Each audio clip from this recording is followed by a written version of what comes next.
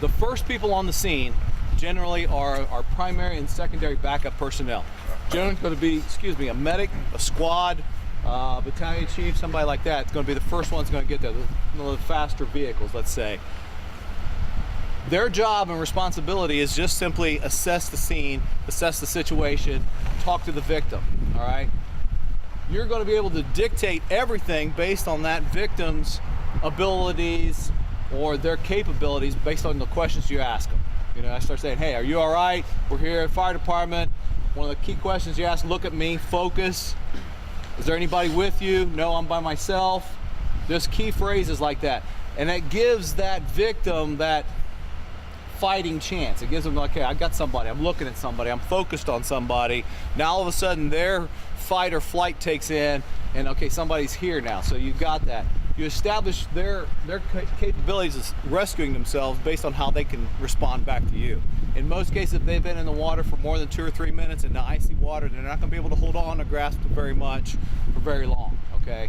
So we're going to follow the rescue sequence, but in a lot of cases, it may be one of those situations, you got a small child in the water and it may be the last breath they're going to take. I may be putting my suit on, hey, are you all right? Hey, and it might be just a complete go rescue, all right?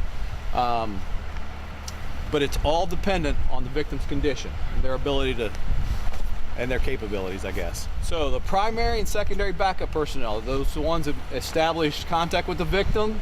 The secondary personnel look for other victims. They do a 360 around the lake or around the body or the water. They're looking for everything. The primary and secondary rescuers then are establishing their equipment. They're getting their full PPE on, they're putting their vest on, they're getting their equipment, they're getting their rope ready. That's their job and their responsibility, okay? You're gonna have a tactical officer or operations officer is gonna be in charge of that team. So at a minimum, we gotta have 5 people. Tactical officer, primary and secondary rescuer, primary and secondary backup.